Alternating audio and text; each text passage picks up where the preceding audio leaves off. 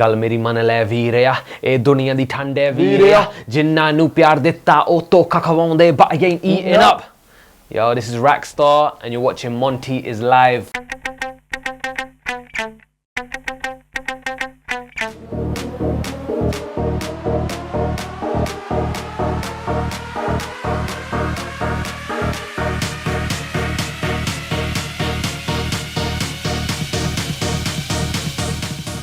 So we're here in, I guess, as people call it, the birthplace of hip-hop, the Mecca of hip-hop, New York City. Yeah. If you're going to be technical, 1520 Sedgwick Avenue is more or less popularly known as the birthplace of hip-hop, where hip-hop started. Okay. And obviously Mr. Raxstar has a very deep love with hip-hop. Definitely. So before we go into your personal life, let's talk about Raxstar and hip-hop. Okay. I mean, hip-hop was something that I grew up listening to. I remember listening to records where we would, me and my cousins would sit and we'd listen to songs line by line and write the lyrics out. We did that with, I remember Coolio, Gangsta's Paradise, Warren G, Regulate. Okay. These like records, like hip-hop wasn't a massive thing in the UK when I was growing up, but there was always a way for me to kind of be involved in the culture. Films like House Party, Class, all this kind of stuff was a part of me growing up. The first album which kind of I listened to and kind of put me on the path that I'm on now was Common's like Water for Chocolate. Yes. And Talib Kweli and High Tech, Reflection Eternal. That album, those two kind of like made me believe that music could be more than just, you know, party music and all that kind of stuff. So yeah, I have a deep love for those artists and those records. But yeah, hip hop is ingrained in me now. Of course, and I believe Common was a big influence that kind of led to Take It Undercover, which was one of your first, I guess, mainstream hits that kind of got you in the place. I was 9 with my first rhyme, took a shine to her. I was young, parents didn't mind me spending time with her. I met her at this party, am I lying? I'm lying. What I'm trying to say is that I met her around mine. There was curry in the air, I could smell a masala. Around the time Gradas man came out with Challa, taking you way back when the rain was purple. Before Michael Jackson became controversial, she would dance with me, tell me about the places that she'd been, people that she'd loved and everything in between. I would listen to her, so would everybody else. Sometimes I wish that I could keep it to myself, so I spent time with her. Me and her alone, had to keep the noise down when my parents came home. It was nothing nasty, I only loved her like a brother, still I had to keep it under. So for me it was like, you know, I'm inspired and influenced by both of these great artists, and how can I incorporate that story into my upbringing? Of course. People of my generation, second generation, Asians or South Asians, and how can we relate to that story in, you know, for a new generation? So that's where that came from. Of course. So let's take it back a notch when you were, you know, in school and uni and struggling, and I believe there was a number of mixtapes that you were putting out, you know, giving your CDs out, letting the people know that yes, this is what I do and I'm kind of good at it. So talk to me about that historical aspect of Raxstar. That, I mean, that was literally like the process getting from, you know, someone who just does stuff in his bedroom to becoming someone who can, you know, have a song played to someone who has no idea who they are and just see if you can connect to someone. You know, when I kind of started doing it, CD burners had just been released. So I'd buy CDs, I would record at home on a PC microphone. I'd get hip hop instrumentals, I'd write my own songs to them, burn them on CD, and I used to hand them out just to kind of, it was kind of like building a name for myself and kind of seeing what people's feedback was. This was all during college and uni? Yeah, college. I was like 16 at the time, like 15, 16.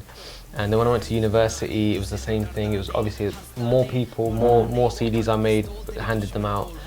And slowly, things just started building from that. And while I was at university, I met Sunit, we did those couple of records. Keep It Undercover came out after that, and since then it's just been a constant progression. Any particular tracks from that time that you have developed into maybe some hits like Jane Man? Yeah, there's a record that I wrote to Nas's You're the Man, which was on the Stillmatic album. And those lyrics I actually used on In Perspective, which I think you don't realise at the time. You're not thinking about it. It just comes out. I've said this so many times, but there's a great Michael Jackson quote on the Bad 25 documentary, where he says music. Someone asked him, how do you know, what's the inspiration for writing a record? He said, it already exists. I'm just a vessel that it comes through. And that's a beautiful way to put it. If you ask any creative person, you know, a painter, an artist, a poet, anyone, they'll say that you can't describe the process. It just kind of happens. And yeah, at that time and even now, it just kind of happens. I know I've done things wrong, but no one's perfect. I just wanna know if I'm being real with you, that you'll be real with me. We should talk. I know I made mistakes and I've done things wrong, didn't appreciate. From, you know, hustling to now doing business in a way. The biggest thing that I really appreciate is I've done shows where people have no idea who I am, so it's the struggle to kind of get people on your side. And now when you're performing, someone will be singing, you know, people are singing your songs back to you. Exactly. It's a beautiful feeling, and it's just, I think, when you've been through so much and done so much, it's just the respect that people give you. I just really appreciate it because it's done from a place of purity, like it's hard work, man. Like it's been over 10 years, so it's nice to see the progression. I mean, sometimes if you're in the same spot for a long period of time, it can seem, you know, frustrating. You can get bitter about it, but I'm grateful that I'm in a position where I can see the progression.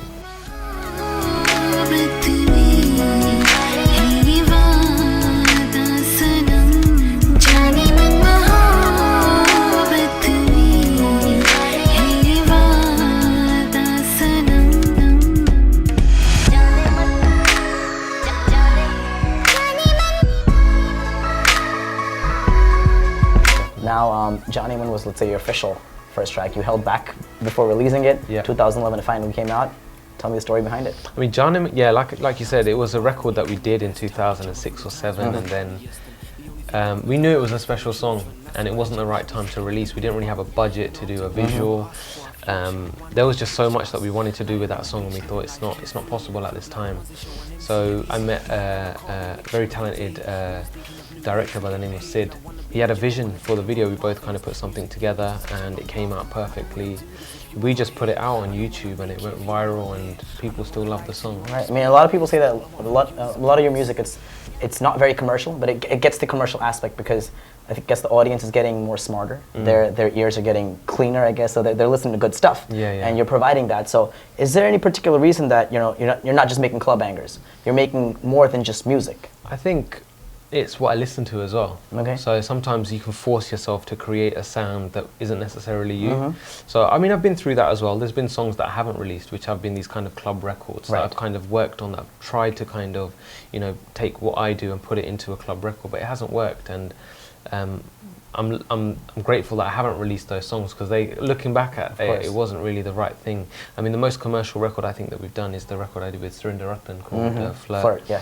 But I managed. It was a good record, yeah, right? Thank you. It gets that, you know, like, okay, he's human too. He's not just worrying about this particular right or showing this aspect of life. He's, you know, he's a flirt as well. You know what I mean? I mean, that's another type of music. I listen to pop music. I listen to these records, and it was a fun song. And you know, I was able to kind of take a part of my personality and put it into that record, which I think is always the best way of doing it, rather than trying to force something out of you, which isn't you. And people can see through that when you do that. Everybody wanna know what my business is, but we could start off with a Hanji Hello. She was like Naji Eno LOL. That usually never fails. Still got a soft spot for ghetto girls. I like them with brains, though they gotta be smart. These days some of them are too jalak like. So now, quickly tell me about Hanji Hello. Obviously, it was on your track Flirt. Yeah. And there's these little two, three lines that you use. Obviously, I think in Keep It Undercover you had, I think there's curry in the air, you could smell the masala, stuff like that. Yeah. Does that come to you right away when you're writing a record? Or is it something that you will, okay, I'm going to sit down, I'm going to write some Punjabi lines, I'm going to write some Hindi lines? Or how does that work? More so now, I have to kind of think about it, but those things just, they literally just happen. The Punjabi stuff as well, I mean, I always have to credit Surinder Ratan for that, because he was the one who said to me, look, put some Punjabi into your raps. Flirt was the first record where I kind of did that, like intentionally. Bandook, obviously, with MTV in India, and then you have, obviously, in the new, the remix to Brand New Swag with Haji from Cali. So Punjabi's coming in more than just a few words. What's your take on that? It's what people want to hear, man. Like, I'm comfortable doing it, but you know, when we did a little bit of it, there was so much feedback saying, look, do more of it. We want to hear more. And there's demand for it, and I think there's a lot of guys that are doing it. So I mean, you know, Fateh is doing his thing, Badshah, Bohemia's done it from day one. All these guys, Raxstar as well. So many talented people, and just incorporating that, and everyone's got their own style. So it never feels like someone stepping on anyone else's toes. Everyone's got their own sound and their own style. Raxstar. बंद कर लो अपने बूथे सच्चियां सुनाइयां ते डर गए सारे झूठे music which मेहनत मैं कीती हूं. Talk to me about the Raxstar behind the music. Forget the music, you know. Okay. There was something about film, I believe. You wanted to be an actor, maybe? Yeah. I mean, the Anil Kapoor thing is going on right now, and I like that. The watch, yeah? Yeah. Mr. India. I love movies. Acting was a passion of mine. I used to study drama at college and at university. I studied film as well. Okay. So that was something that I really wanted to get into. If you watch the videos as well, you can see a bit of acting and stuff. It's something I love to do.